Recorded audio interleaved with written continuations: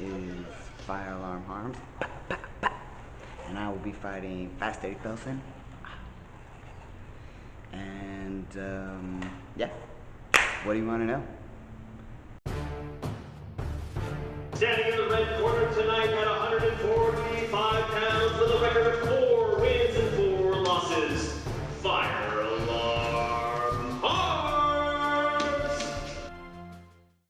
How I got into boxing? Well,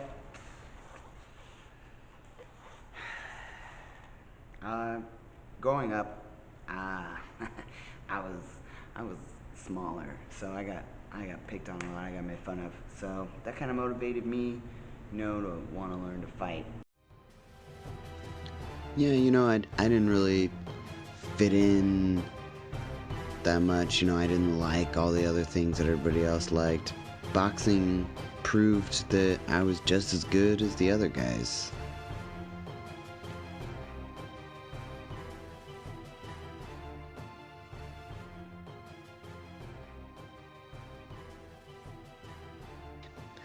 Boxing taught me the value of hard work and discipline. It taught me to be a man.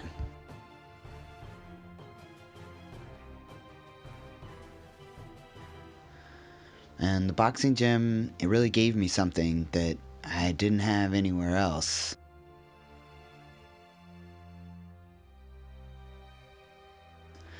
A strong sense of community and togetherness. A lot of backslapping, a lot of high fives, a lot of hugs. Like, we're here for each other. That's what I like about being in the boxing gym.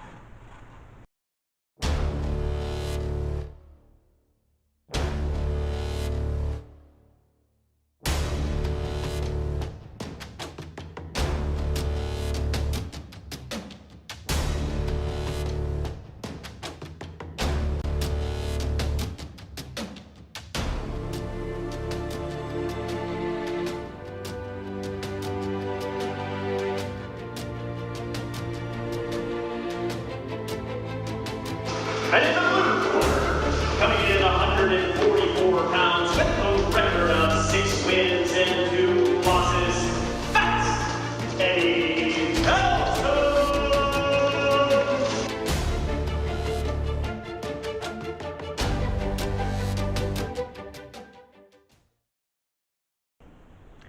Oh, let's see. I got into boxing when I was quite young. My dad was really into it, but he was gone a lot.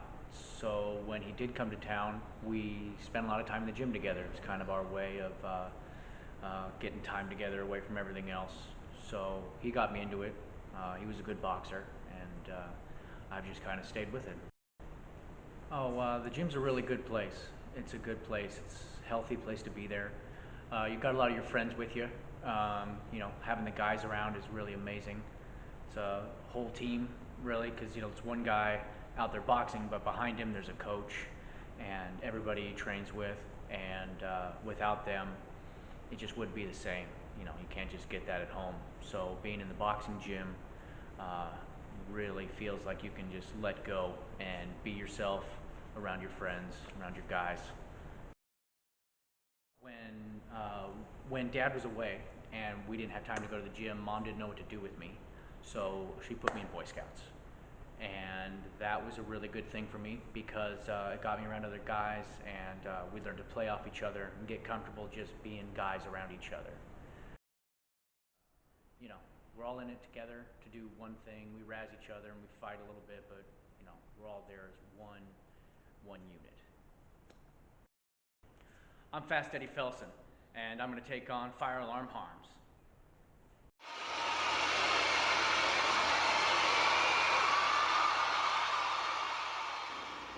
Ladies and gentlemen, boys and girls, welcome to tonight's main event for the Bantamweight Championship. We have 2 professional fighters raising their fists. First, Fire Alarm Harms, weighing in at 145 pounds with a record of 4 wins and 4 losses, tipping the scales to victory, throwing up his fist against Eddie Felsen, weighing in at 144 pounds with a leaning record of 6 wins and 2 losses, fighting for his title. 8 rounds of professional competitive boxing. Get ready for this!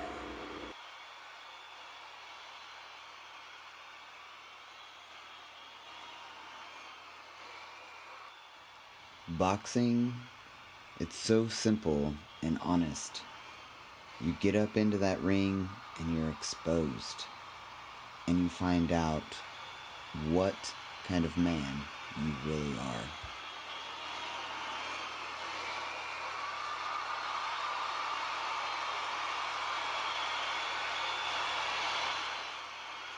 We're both going to go in there and we're going to give what we've got, and we're both going to come out men.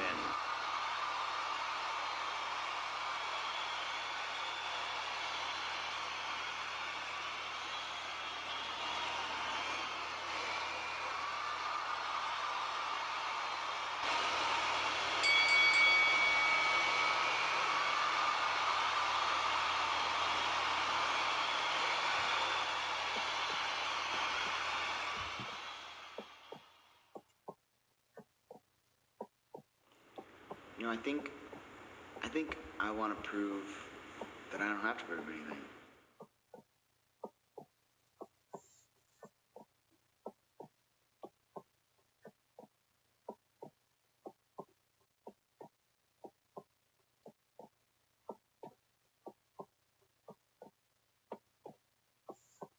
And prove that there's not a lot to prove about, you know, having to win like that.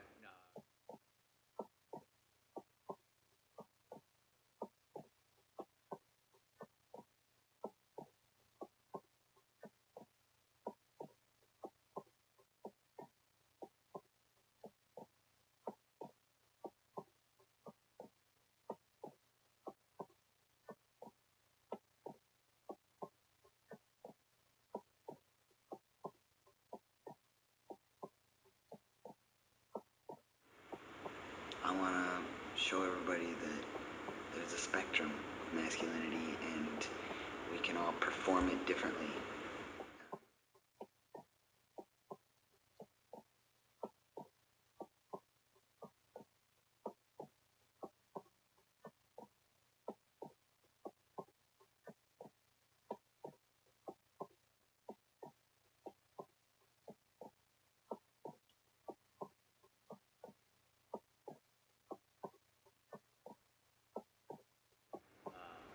I feel like we don't have to prove what we are so much.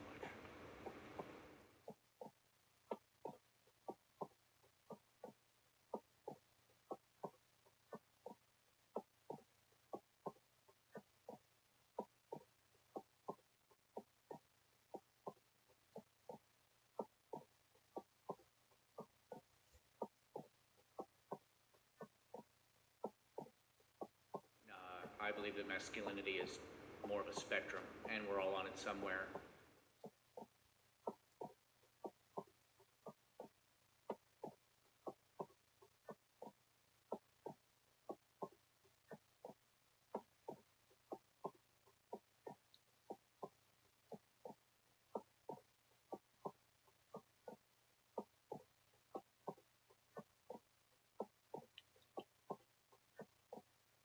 And the masculinity can be equal parts soft and strong.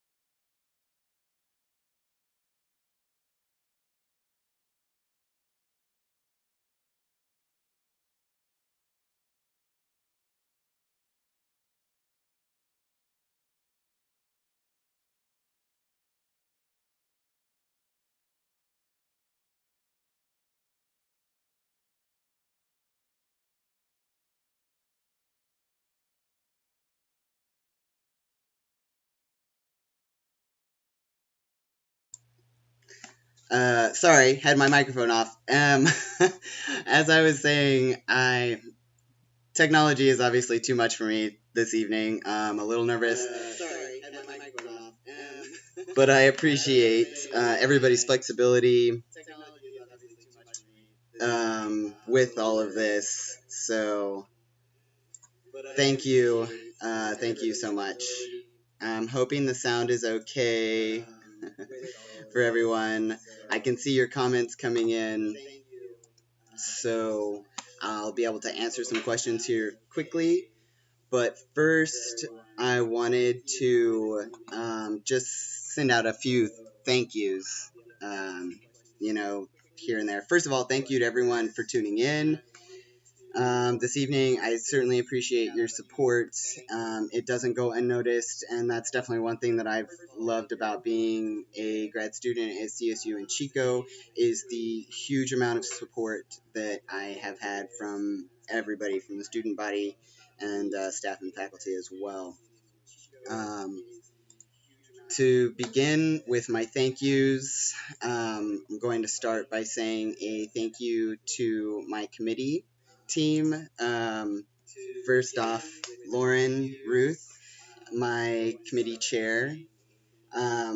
Lauren, thank you so much for everything that you've done for me in this last 3 years. I'm sure there's been some frustrating times for you, but all of your help and your generosity and your conversation has just been and meant the world to me.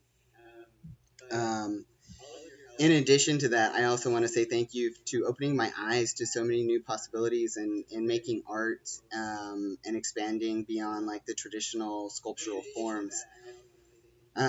Thank you. Second, I want to say thank you to Cam Crawford, who is also on my committee, but is also the grad coordinator.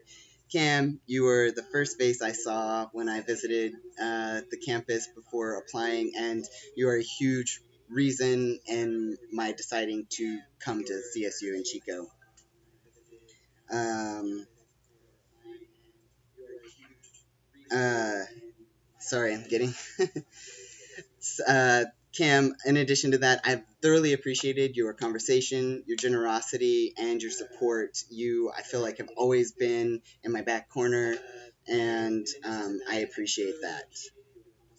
Second, well, quick honorable mention.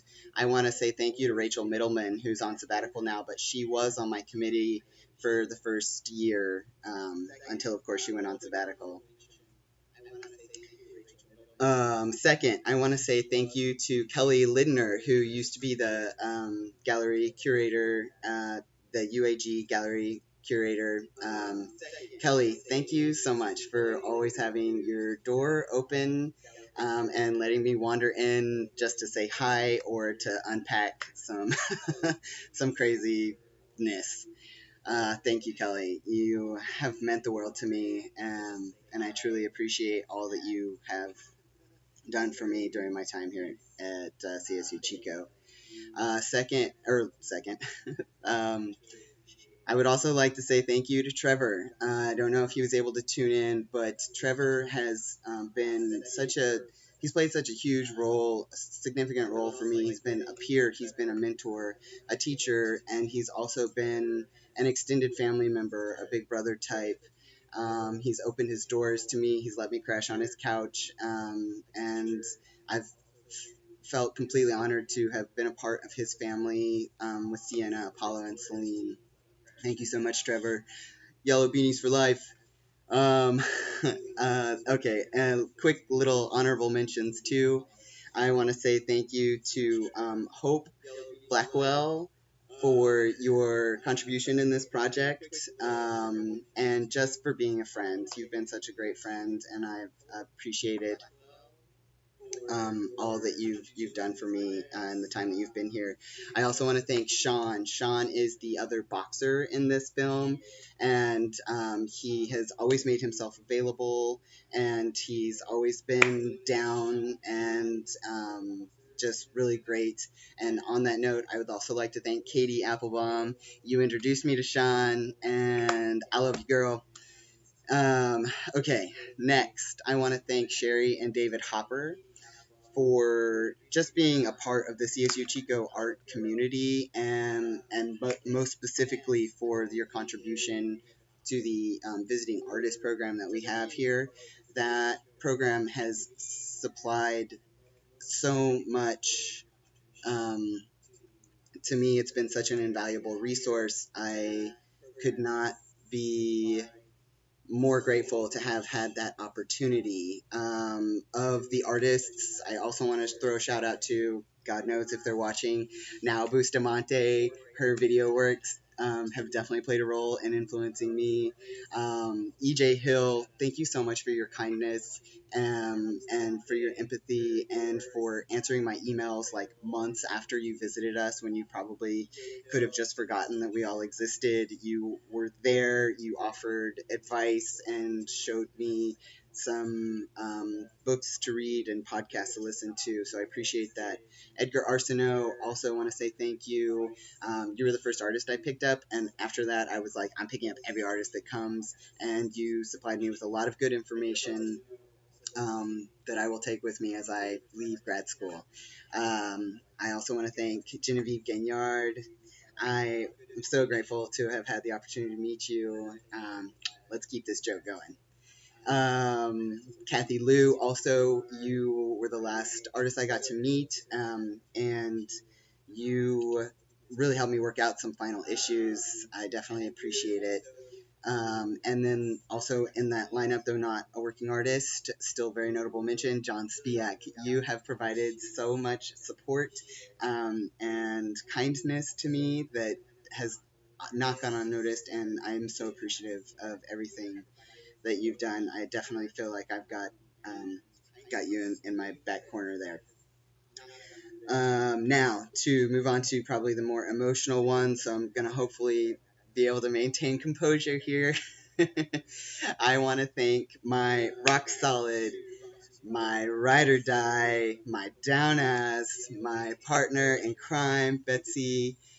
I love you so, so much. You have been so supportive during these 3 years. I know you've had to put up with a lot, and you've had to take on a big brunt of work, and not to mention that through all of that time, you brought into this world the most beautiful child I've ever met in my life. Thank you so much. I love you. Okay, so that part's through. That's the hard part. I want to quick describe this project and kind of relate it to my past works, just so you know this won't take that long. And then I'd be open to answering any questions, assuming I've still got an audience after all of this. When I first began at CSU Chico, all of my work has kind of revolved around the topic of masculinity in our culture. And uh,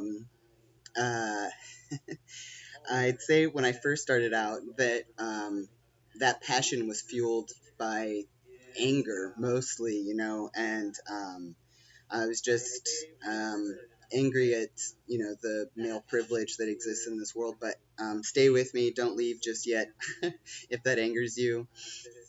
But that anger has certainly evolved as I've um, moved on in this program, through the people that I've met, through the things that I've read, to be more empathetic and um, towards men, and the way that society has kind of forced them to fit inside this box that prescribes they should only show anger and always be independent and stoic. Um, I Simone de Beauvoir said it best: one is not born, but rather becomes female. And I argue the same can be said about men. We all have to learn to perform in these bodies that we're born with. And I think that the social roles that have been placed on men have definitely created a huge roadblock, especially in men's mental health.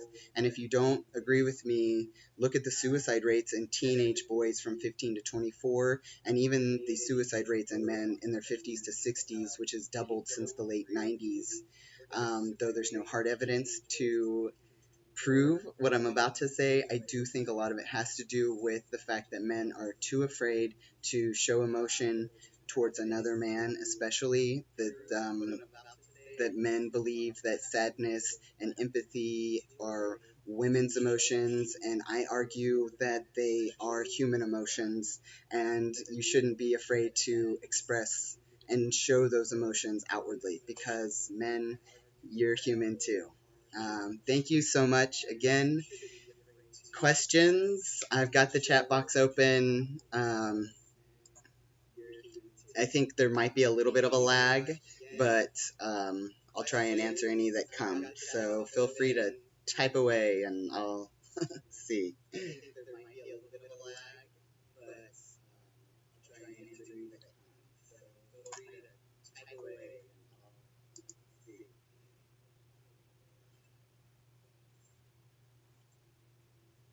Sam, first question, good one.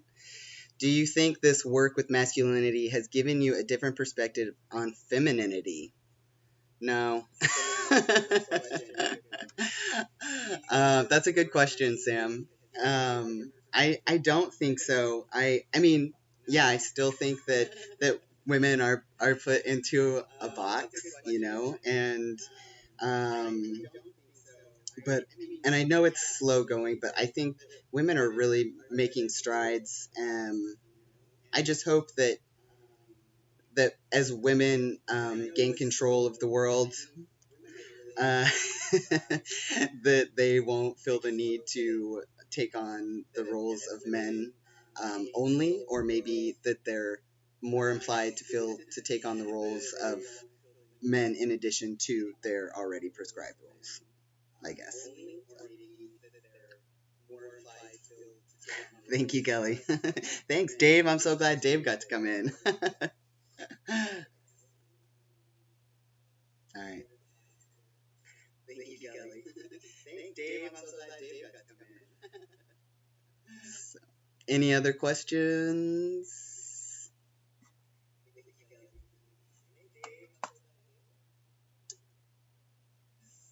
Any other questions? Asa, okay, cool.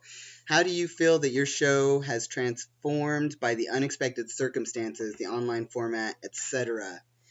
Well, originally it was supposed to be a live performance, in the UAG, and I talked about this in my orals about whether I'm, disappointed in the way things turned out or how I feel about the way things turned out, and for the most part, um, I'm pretty happy with the way things turned out.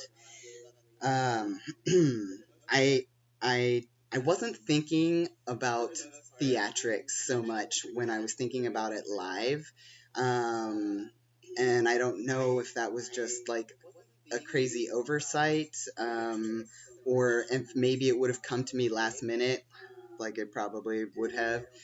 But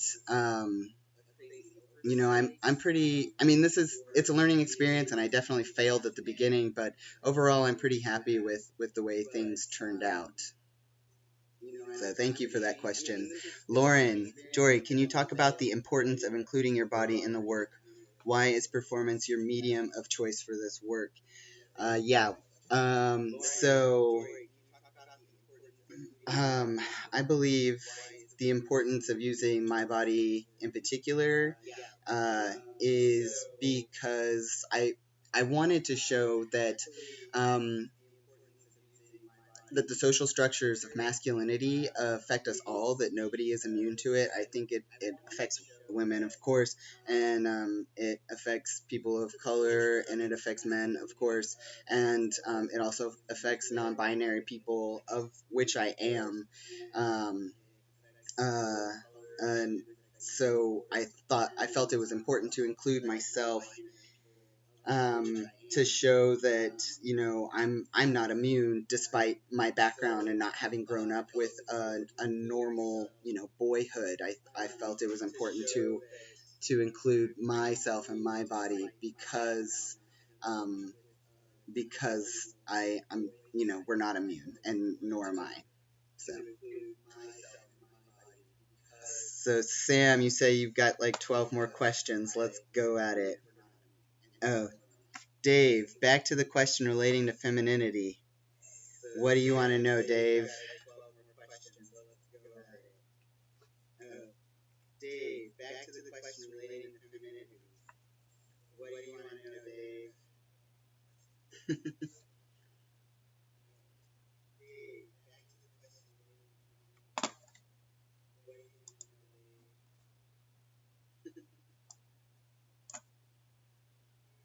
I'm assuming you have some thoughts on it. Oh, here we go. We go. How has your perspective changed regarding the relationship between men and women? I'm assuming you have some thoughts on it. Oh, here we go. How has your perspective changed regarding the relationship between men and women? I don't. No, I don't think so. That's a good question. Yeah. Definitely leaves me, sitting here thinking. Um, but yeah, no, I really don't think it has changed. Um, yeah, no. Thank you, though. That was a good question.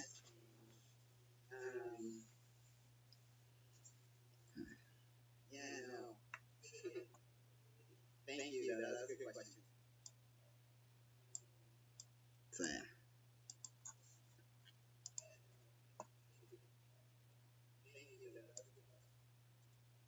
again, I think there's a little bit of a lag, but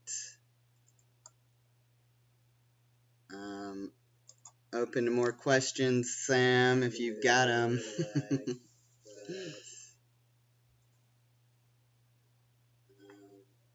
Open to more questions, Sam, if you got them. Oh, okay. Asa, cool. I have to ask, you don't seem to have observed social distancing despite the pandemic. How did you think through the risks, especially those you asked others to undertake for your work? Yeah, I was waiting for this question. Also, a good question. And yeah, I spent a lot of time thinking about how to go through with this performance and whether or not I should make any changes. I knew I was running the risk of, not only potentially getting myself sick or the people that were involved, but also potentially getting my partner and our child sick. And, I talked a lot um, with my partner about this, and I just I thought, I know that I have been taking things safe. We've been taking the social distancing very seriously. We've been staying home. We only go out every 2 weeks to get groceries, that kind of thing. We've definitely maintained some strict rules in terms of social distancing. And I knew that the same was for those who acted in the film and also helped film. So I decided to go ahead and go for it. And I do think that there is probably a little bit of irresponsibility on my part, and I do acknowledge that and take responsibility for that. But I also think that it's kind of it's saying a lot, especially at this time during when we should be social distancing, that I would engage in a hug. I think that kind of adds like another level to it. So thank you, Asa. Uh, Dave says, any plans to travel this show? Um,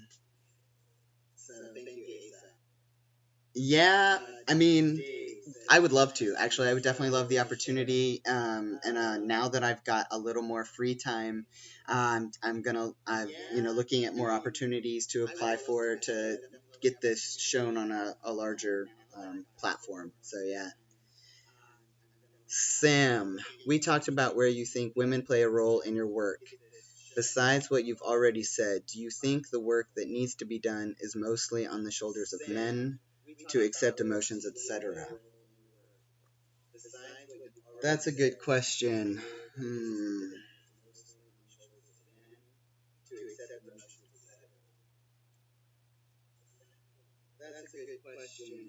I think, sorry, huge pause, but I'm really trying to give you a well thought out response. I unfortunately I do kind of wonder if yeah, if that is um kind of the thing, like if we do need to place most of this on the shoulders of men, but in the same aspect I'm a little worried to do that because of where we are now. So, yeah. Thanks. That was a good question too. Hopefully that answered it. Christy, all right. Why did you choose boxing specifically out of all the sports you had the possibility of portraying? Yeah, good question. So I chose boxing for a couple reasons. One was due in large part to a book that I read by Thomas Page McBee, and I'm definitely happy to provide a link to that if you're interested. The book is called Amateur, and he also kind of took on this. He's a writer, so he decided to train to box for a fight, like an amateur fight in Madison Square Gardens. And so he discusses that experience, and I thought it was a really unique take on boxing.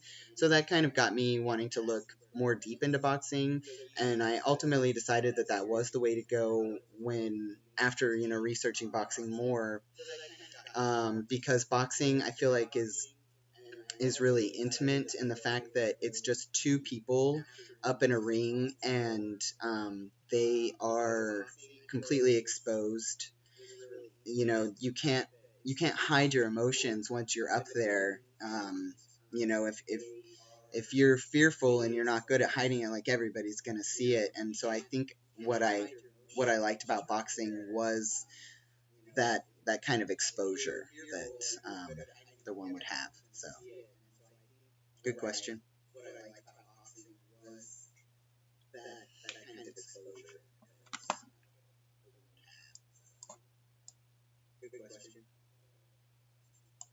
Sam,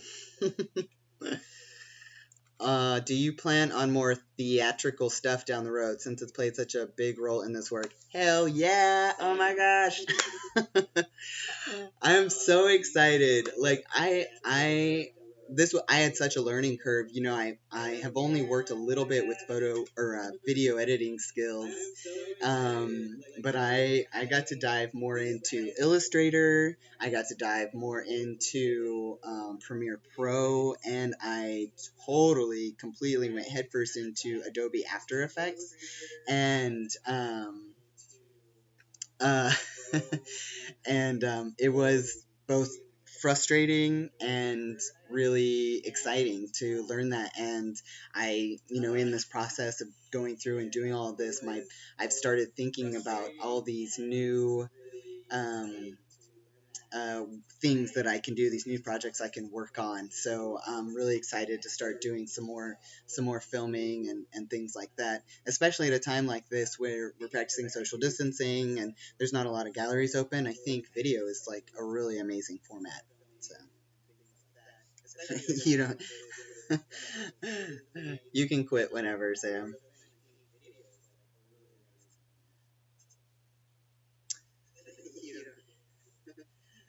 Okay, I'm reading Ace's comment. There's a scholar, a historian, who has become a men's right advocate who has written about how important boxing is in establishing and displaying masculinity. That's interesting.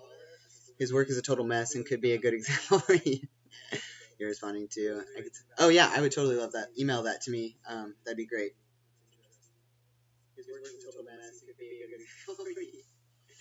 Cool. Yeah, thank you. Um,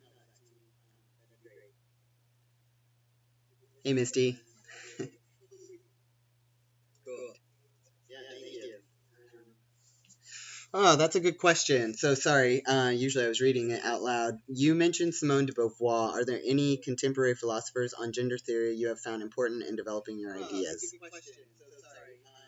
Um, I I don't know that she's a philosopher.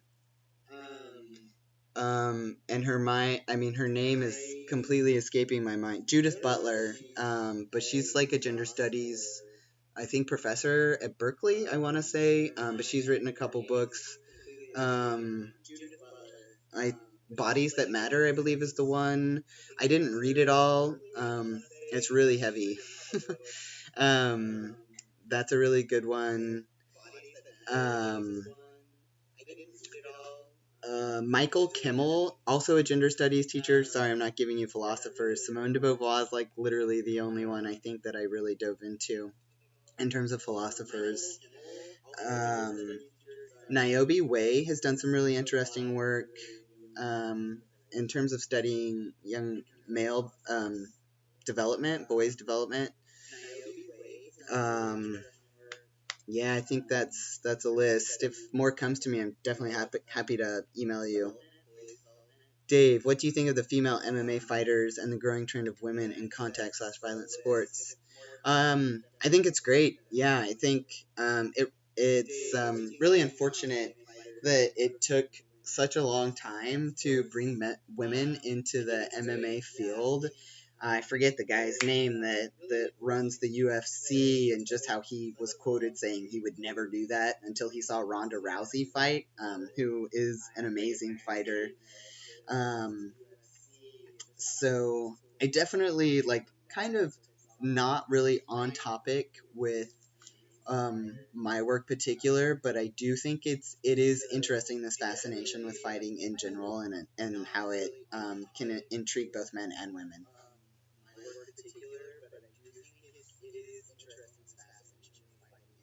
Cool. So it's been about 45 minutes. I don't know how everybody's uh, attention span is going, but I'm definitely open to more questions. Otherwise, I can. Thanks, Sam. If you're done with questions, anyway. I'm more than happy, since I totally messed up on that link.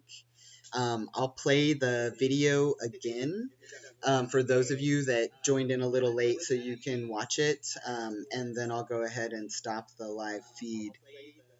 Where can we get some of those shorts, Dave? um, I'll make you a pair. Appy, I still have some material left over. What do you want, red or blue?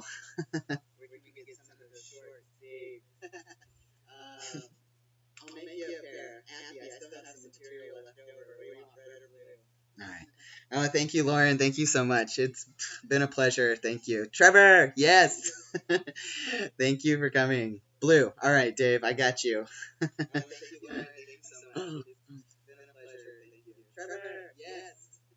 Awesome. Thank you, Asa. Thank you, everybody, for joining. And I'll go ahead and switch over to the video, so those of you that didn't get to see it because of my mess up, you can watch it. It'll also be available on my website, or also on Vimeo, and I can supply those links on social media and whatnot. So thanks again to everybody who came and supported me, and again, thank you to everybody at CSU Chico. It's been such a great trip, and I am so happy that it's over. And I'm just happy for the experience. Thank you again.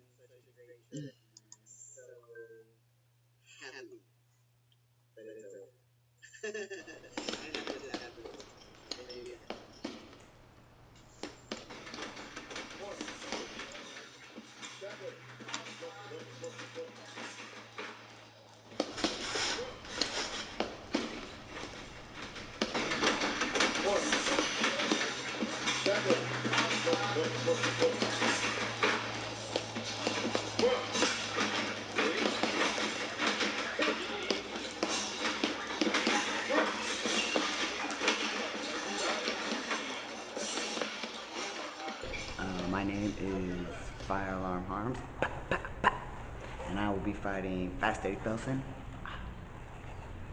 And yeah, what do you want to know? Standing in the red corner tonight at 145 pounds with a record of 4 wins and 4 losses, Fire Alarm Arms! How I got into boxing? Well,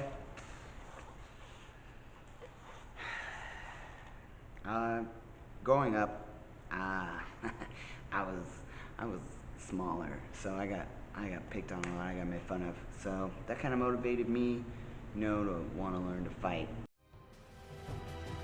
Yeah, I didn't really fit in that much. I didn't like all the other things that everybody else liked. Boxing proved that I was just as good as the other guys.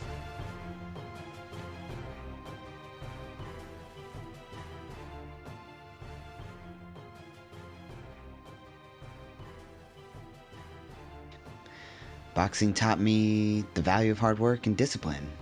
It taught me to be a man.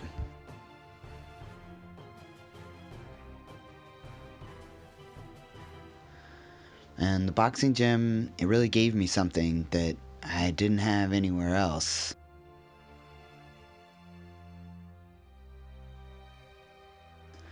A strong sense of community and togetherness. A lot of backslapping, a lot of high fives, a lot of hugs. Like we're here for each other. That's what I like about being in the boxing gym.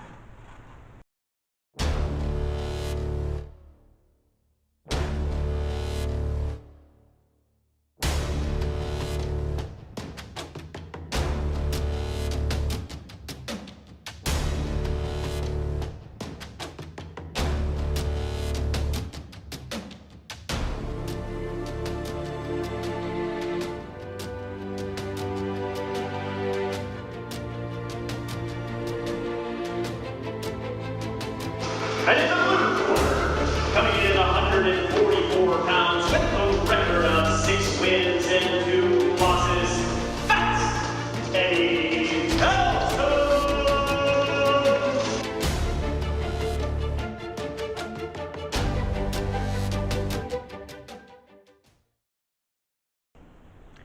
Oh, let's see. I got into boxing when I was quite young. My dad was really into it, but he was gone a lot. So when he did come to town, we spent a lot of time in the gym together. It was kind of our way of getting time together away from everything else. So he got me into it. He was a good boxer, and I've just kind of stayed with it. Oh, the gym's a really good place. It's a good place. It's a healthy place to be there. You've got a lot of your friends with you. Having the guys around is really amazing. It's a whole team, really, because it's one guy out there boxing, but behind him there's a coach and everybody he trains with. And without them, it just wouldn't be the same. You can't just get that at home. So being in the boxing gym really feels like you can just let go and be yourself around your friends, around your guys. When Dad was away and we didn't have time to go to the gym, Mom didn't know what to do with me, so she put me in Boy Scouts, and that was a really good thing for me because it got me around other guys, and we learned to play off each other and get comfortable just being guys around each other. We're all in it together to do one thing. We razz each other and we fight a little bit, but we're all there as one unit. I'm Fast Eddie Felson, and I'm going to take on Fire Alarm Harms.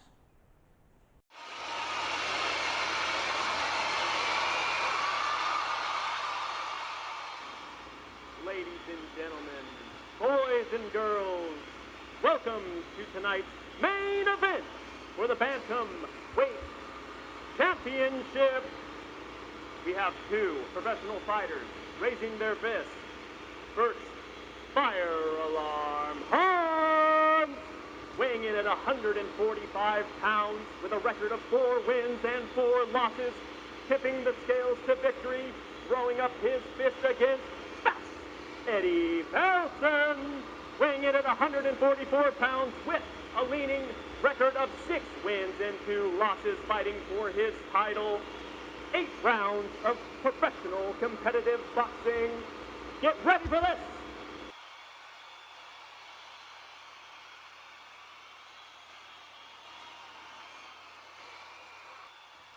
Boxing, it's so simple and honest. You get up into that ring and you're exposed, and you find out what kind of man you really are.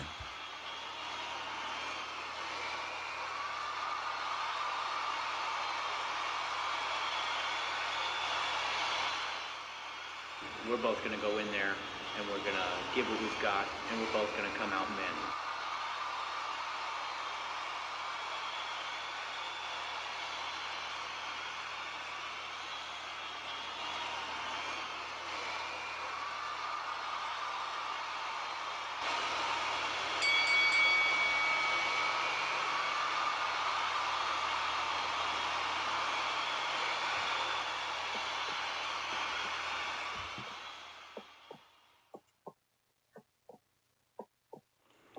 You know, I think I want to prove that I don't have to prove anything.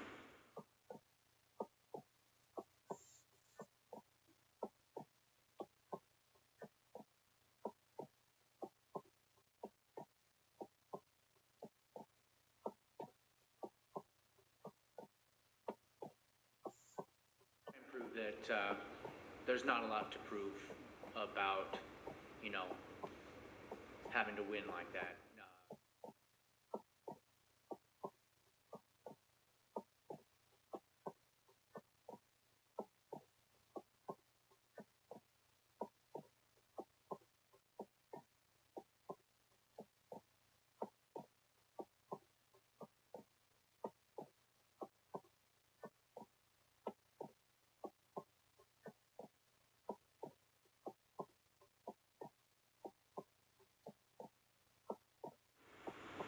I want to show everybody that there's a spectrum of masculinity and we can all perform it differently.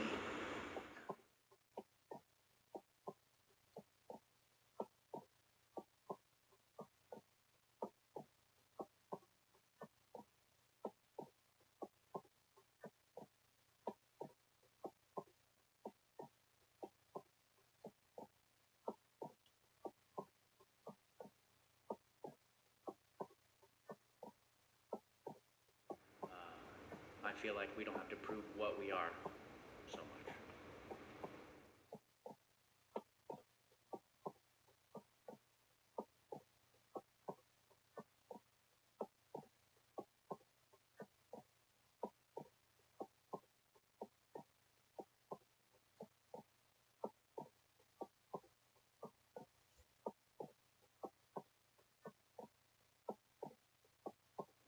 I believe that masculinity is more of a spectrum, and we're all on it somewhere.